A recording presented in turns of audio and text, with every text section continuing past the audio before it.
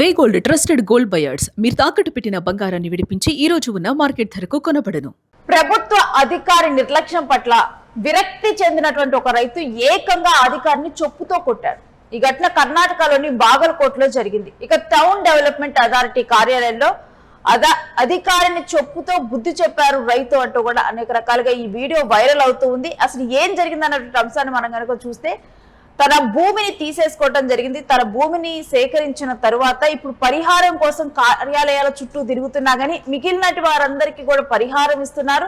వాళ్ళ పట్ల సానుకూలంగా అధికారి ప్రవర్తిస్తున్నారు. కానీ నేను ఎన్నిసార్లు వచ్చినా గానీ ఇక్కడ నా పనిని మాత్రం పోస్ట్ పోన్ చేస్తున్నారు. ఒకవైపు భూమి కోల్పోయినటువంటి బాధలో నేనుంటే, మరొకవైపు కనీసం నాకు నష్టపరిహారం కూడా ఇవ్వటం లేదు. అధికారి చేసేటువంటి ప్రవర్తన పట్ల ఆ రైతు విసిగిపోయాడు. దీని గురించే గట్టిగా ప్రశ్నించాడు. ఆ తర్వాత వీళ్ళిద్దరి మధ్య వాగ్వాదం జరిగింది. ఇటు తిరుగుతూ అధికారి చుట్టూ తిరుగుతూ విసిగిపోయినటువంటి రైతు బసప్ప దోడమని అధికారి పక్షపాతం చూపుతున్నాడంటూ తన కాలుకు వేసుకున్నటువంటి చొప్పును తీసి అధికారి మీద దాడి చేశాడు. ఇక బసప్పకు ఫస్ట్ డివిజన్ అసిస్టెంట్ అకందకు మధ్య వాగ్వాదం జరగడంతో అక్కడ చుట్టూ కూడా జనాలు గుమ్ముగూడారు.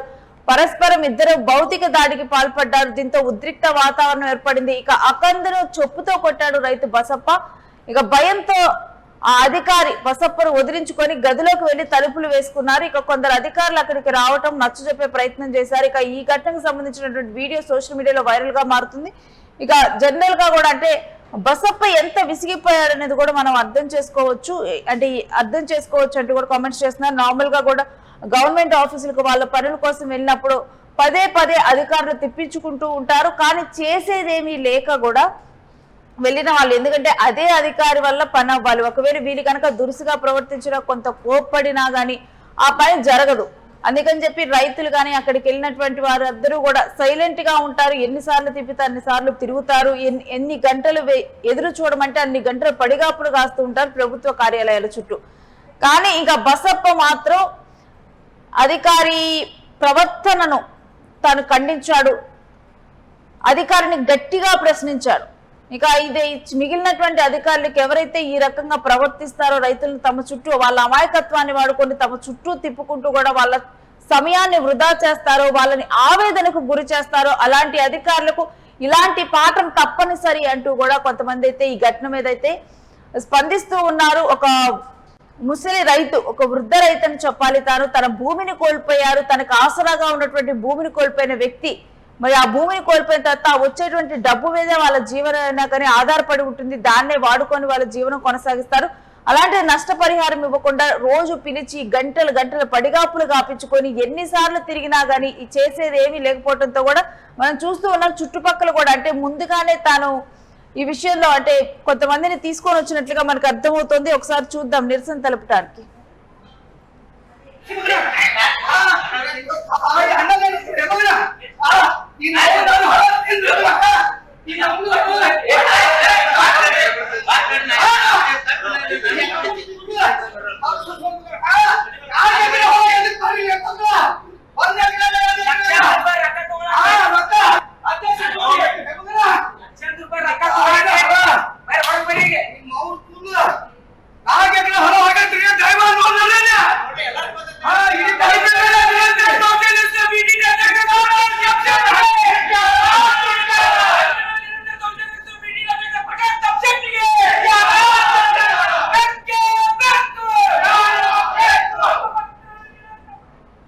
ఇక ఆ రైతు చుట్టూ కొందరు వ్యక్తులు కూడా ఉన్నారు. ఎందుకంటే అప్పటికే తాను విసిగిపోయినటువంటి వ్యక్తి తను ఈసారి ఎలాగైనా తన నష్టపరిహారాన్ని అధికారి నుంచి వసూలు చేయాలి, అంటే నష్టపరిహారానికి సంబంధించినటువంటి ఆమోద ముద్ర తీసుకోవాలని చెప్పి వెళ్ళినటువంటి రైతు ముందుగానే తాను కొందరిని తనతో పాటు తీసుకొని వెళ్ళినట్లుగా కూడా మనకు అర్థమవుతుంది. ఇక ఆ తర్వాత ఈ ఘటన జరిగిన తర్వాత వాళ్ళందరూ కూడా అంటే ఈ రైతును సపోర్ట్ చేస్తూ తనకు కావాల్సినటువంటి నష్టపరిహారం రావాలంటూ కూడా వారు అక్కడి నుంచి నినాదాలు చేసుకుంటూ కూడా వెళ్ళిపోయారు.